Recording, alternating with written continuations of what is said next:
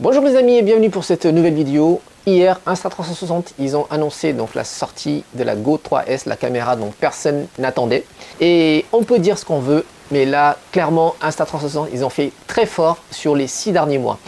Pour rappel, ils ont sorti, donc juste après l'annonce de la DJI Pocket 3, donc Pocket 3 est sorti en novembre. En décembre, ils ont sorti la Ace Pro, donc une petite révolution, hein, la première caméra d'action en 8K. Capable de filmer dans le noir en réduisant le bruit et tout, c'est juste incroyable. Donc, petite révolution, une petite bombe. Et dans la foulée, c'était quand? C'était le mois dernier. Oui, le mois dernier, donc on va dire fin avril, début juin. Ouais, plutôt fin avril, je dirais. Ils ont sorti la X4, donc le successeur de la X3.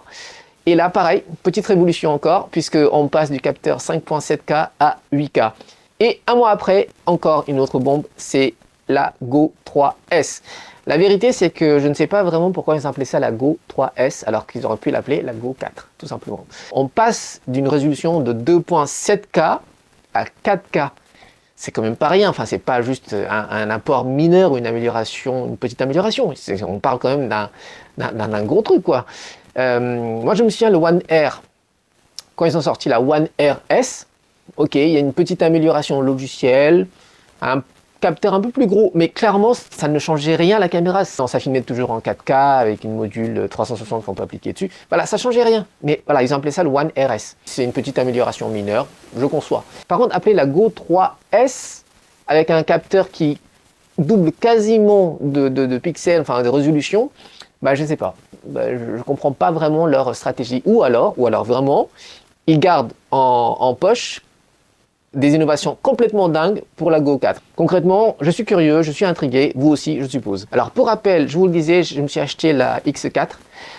D'ailleurs, cette semaine, je vais poster une petite vidéo en 360 pour faire une comparaison entre la One Air, donc qui filme à 5.7K, et la X4 qui filme en 8K. Les essais que j'ai pu faire avec la One Air et la X4, j'ai pas trouvé on voit pas vraiment une grosse différence, clairement. Alors, on se dit, est-ce que ça vaut le coup d'acheter la X4? Vraiment, moi, la première semaine, quand j'ai testé cette caméra, je me suis dit, est-ce que je vais pas la retourner quand même? Parce que j'ai pas vu une amélioration notable. Alors, là, ce que je vous dis, c'est sur les vidéos à 360. Quand je filme en 360, entre la One Air et la X4, ouais, j'ai pas vu une grosse différence. Par contre, là où j'ai vu une vraie différence, c'est qu'effectivement, quand on recadre dans l'image pour obtenir une vidéo en Full HD ou en 2.7K ou en 4K, peu importe, là, il y a une vraie amélioration. Alors, pour revenir un peu en arrière, c'est vrai que ce qui était frustrant avec les caméras 360 de la marque Insta360, c'est que jusqu'à présent, donc depuis la One X1, X2, X3, One Air, et enfin bref, ils filment toujours à 5.7K. Et c'est vrai que quand vous recadrez une vidéo en Full HD par exemple, eh ben, vous perdez vachement en détail. Ou alors, si vous voulez garder le détail, vous êtes obligé de dézoomer. Et en dézoomant, bah, vous obtenez une espèce de horizon arrondi, un peu à la GoPro, une sorte de fisheye assez dégueu. Enfin, moi, je n'aime pas du tout cet effet fisheye. Ce qui fait que quand je filme avec la caméra 360, j'ai tendance à zoomer un petit peu pour réduire ce côté déformé de l'horizon. Et bah, le problème, c'est qu'avec 5.7K, c'est pas suffisant pour zoomer dedans. Et ce qui fait que on perd en qualité, il y a tout de suite du bruit qui apparaît, ça perd en piqué. Et du coup, avec la X4, c'est vrai que la proposition de filmer en 8K, eh ben, ça efface un peu, ça gomme un peu toutes ces erreurs. Et clairement, là, j'ai eu l'occasion de tourner un séminaire sur 3 jours sur Lyon. J'ai pu tester ça sur le terrain et clairement, ça donne un plus. Ça donne un rendu plus pro que la One Air ou la One X, par exemple. Et en plus, sur leur logiciel d'édition, alors tout le côté déformé fisheye, on peut l'aplatir. C'est vrai qu'au niveau des rendus, notamment quand j'exporte une vidéo en 2.7K ou en 4K, quoique 4K ça se voit un peu plus, mais voilà, en Full HD ou 2.7K par exemple, je trouve que les bords, les contours sont beaucoup plus fins. Et du coup, oui, ça rend bien. Ça rend bien mieux que les caméras 360 avant la X4.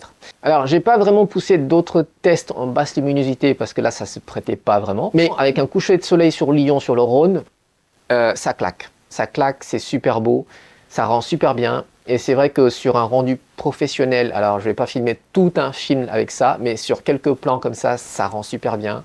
Et c'est vrai que c'est tout à fait présentable dans un film professionnel. Alors qu'avant, il fallait que je bidouille beaucoup en post-production pour le rendre un peu plus pro. Alors, je ne vous fais pas de test sur la X4 parce que sur YouTube, ça régorge des vidéos des YouTubeurs qui vous parleront de cette caméra dans tous les détails. Globalement, c'est vrai que c'est une caméra assez satisfaisante. Toute la partie frustrante d'avant, ça a été effacé pour le coup.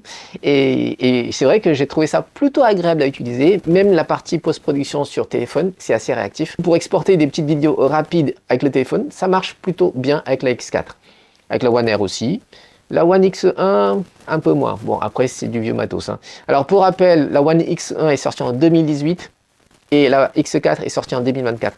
Donc en 6 ans, Insta360, ils ont sorti que des caméras 360, hein, je parle, voilà, avec une résolution à 5.7K. Donc c'est vraiment la marque qui innove pas du tout, enfin, ou qui capitalise à fond sur une innovation, qui décline plein de produits avec la même résolution, même caractéristiques. Et voilà. Donc 6 ans après, ils ont vraiment innové en poussant un peu plus la résolution. Alors pour revenir sur la Go 3S, alors il faut comprendre, c'est que moi je pars à partir de la Go 1, le truc est filmé en Full HD en qualité dégueulasse. Alors cette caméra a été vendue à l'époque, on parle pas de prix, mais c'était présenté comme étanche jusqu'à 1 mètre sous l'eau ou 50 cm sous l'eau, bref. Je l'ai testé, genre je l'ai mis à 10 cm sous l'eau et ça a été noyé. Du coup cette caméra n'est plus opérationnelle. Ou peut-être que si, je ne l'ai pas testé. Enfin bon, j'ai pas envie d'essayer cette caméra parce que comme je vous dis, le rendu était vraiment dégueulasse à l'époque. Pourtant, ça filmait en Full HD. Mais bon, il y a Full HD et Full HD. Là, c'était vraiment dégueulasse. Et après, j'ai acheté la Go 2. Parce que la Go 2, c'était une vraie révolution par rapport à la Go 1. On passe d'une résolution Full HD dégueulasse à un 2.5K plutôt pas mal, plutôt qualitatif. Enfin, là, il y a une vraie innovation. Il y a un boîtier qui permettait de recharger. Et en plus, il y a un petit trépied plutôt mignon. Petit côté robot. Moi, j'aime bien, c'est très kawaii. Voilà. Après, je ne l'ai pas beaucoup utilisé ce truc-là, mais bon, bref. Et cette caméra, pareil, était présentée comme étanche, pouvant aller jusqu'à 5 mètres, je crois, sous l'eau. Et pareil, au bout d'un an, alors j'ai pu le tester dans des verres d'eau et tout, ça marchait super bien, mais au bout d'un an, je l'ai mis dans une rivière, et là non, ça a pris l'eau et fini.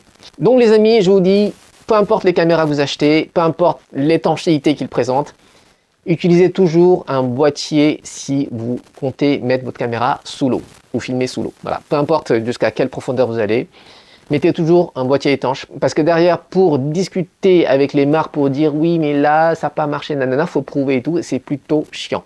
Alors moi je pensais avoir perdu définitivement la Go 2 et en fait non, elle remarche. Elle remarche et j'ai réussi à récupérer les derniers rushs avec lesquels j'ai pu filmer. D'ailleurs, je vais vous montrer. Vous verrez que voilà, c'était une petite rivière, hein, une profondeur, allez, je dirais 40, 50 cm grand max. Ça m'est arrivé jusqu'au genou l'eau, hein, donc ça allait pas plus loin que ça. Et là, j'ai mis dans l'eau, paf, ça, j'ai filmé 30 secondes et là, quand je l'ai ressorti, impossible de la rallumer.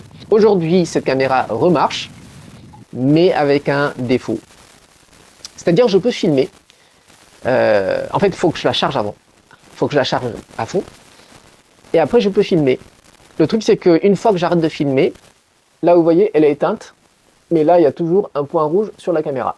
Donc, il y a une espèce de fuite d'énergie qui fait que si je n'utilise pas cette caméra pendant 2-3 jours, elle s'évide automatiquement. C'est un peu embêtant. Ce qui veut dire que, par exemple, si je dois faire un semi-marathon par exemple et je compte filmer, je dois la charger à bloc avant. Sinon, il n'y a plus de jus. Bon, voilà, ça c'est le petit handicap et c'est plutôt chiant. J'avoue que c'est plutôt chiant parce qu'à l'origine, l'autonomie juste avec la caméra comme ça, je crois que c'est une vingtaine de minutes. Ouais, à peu près, hein, à la louche, une vingtaine de minutes. Mais avec cette petite fuite de batterie, voilà, je tiens plus que 15 voire 10 minutes. Ouais, c'est un peu handicapant. Mais elle remarche. Voilà. Conclusion, ne mettez pas vos caméras sous l'eau, peu importe le motif. Et la suite, donc c'était la Go 3 qui est venue remplacer la Go 2. Et clairement, la Go 3, je ne voyais pas vraiment d'innovation, à part l'Action Pod, donc où il y a un écran en plus, qui permet d'attacher la caméra sur l'écran, et du coup, ça devient une caméra d'action. Je voyais pas l'utilité de ce truc-là. Vraiment, avoir un écran en plus, je trouve que ça casse le charme en plus du concept d'origine. C'est le fait de filmer comme ça, le coller un peu partout en mode aimanté et tout. Je trouvais ça super fun. Moi, je trouvais le concept génial chez Insta360. Au moins, ils savent inventer de nouveaux produits et ça, c'est appréciable. Et c'est vrai que la Go 3, le fait de revenir un peu au concept caméra d'action, j'ai moins adhéré. En plus, sur le plan technologique, ça n'allait pas plus loin. Donc, ils proposaient un 2.7K au lieu de 2.5 qu'on trouvait déjà sur la Go 2. Voilà, je n'avais pas vraiment la valeur ajoutée, donc je ne l'ai pas acheté. D'ailleurs, sur la Go 3, concrètement, je m'attendais à avoir du 4K. Et je pense qu'il y a beaucoup de gens qui s'attendaient à avoir du 4K. Et là, je pense qu'il y a beaucoup de gens qui ont été déçus. Après, Insta360, ils savent faire du marketing, donc ils savent vendre leurs produits. Il y a beaucoup de youtubeurs qui ont reçu des caméras. Enfin, d'ailleurs, vous verrez que tous les produits Insta360, dès que le produit sort, tout YouTube est inondé, tous les gros influenceurs, ils en parlent, oui, c'est génial, nanana. Même si on parle d'un vieux matos avec la même résolution et tout, ils vont tous dire, oui, c'est génial, là, c'est amélioré, ça, c'est tip-top, c'est incroyable. En tout cas, la Go 3S, je vois pour moi, en tout cas, le monter en résolution en 4K, c'est quand même un critère majeur. Je pourrais acheter la Go 3S. Parce que ça me sera utile pour tout ce que j'ai besoin de faire et puis surtout j'ai besoin de remplacer cette caméra où il y a une fuite d'énergie dessus.